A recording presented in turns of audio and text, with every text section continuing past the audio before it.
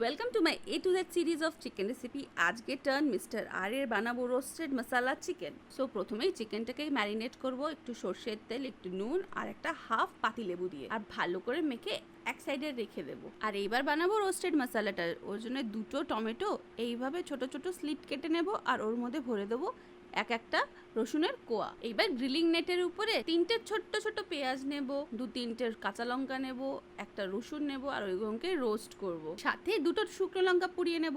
আমি অনেক time chicken marinate করে রেখে দিই আর এইভাবে চিকেনটাকে পুড়িয়ে যেভাবে ব্যাগানের ভর্তা বানায় এইভাবে এই পেঁয়াজ, কাঁচা লঙ্কা, রসুন, চিকেন পোড়া এইসব মিলিয়ে ভর্তা বানিয়েও খাই।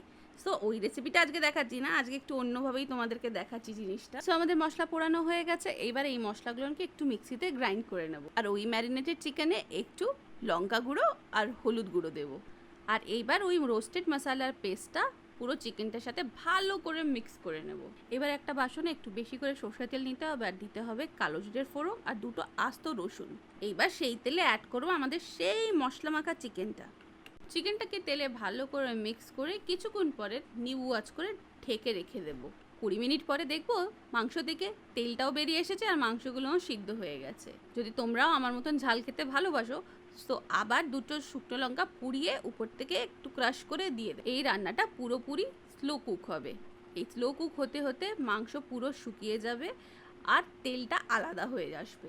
রান্নাটা শেষ হলে এইবার আমরা একটু চারকোল ইনফিউজ করব, যেমন আমরা চারকোল চিকেনে করেছিলাম সেই সি অ্যালফাবেটের চিকেনটা। সো ফাইনালি আমাদের roasted masala chicken ready with beautiful aroma. এই কালো জিরে আর রোস্টেড মশালার অ্যারোমাটা রান্না না করলে বুঝতে পারবে না কতটা ভালো লাগে। সো একবার ট্রাই করতেই পারো।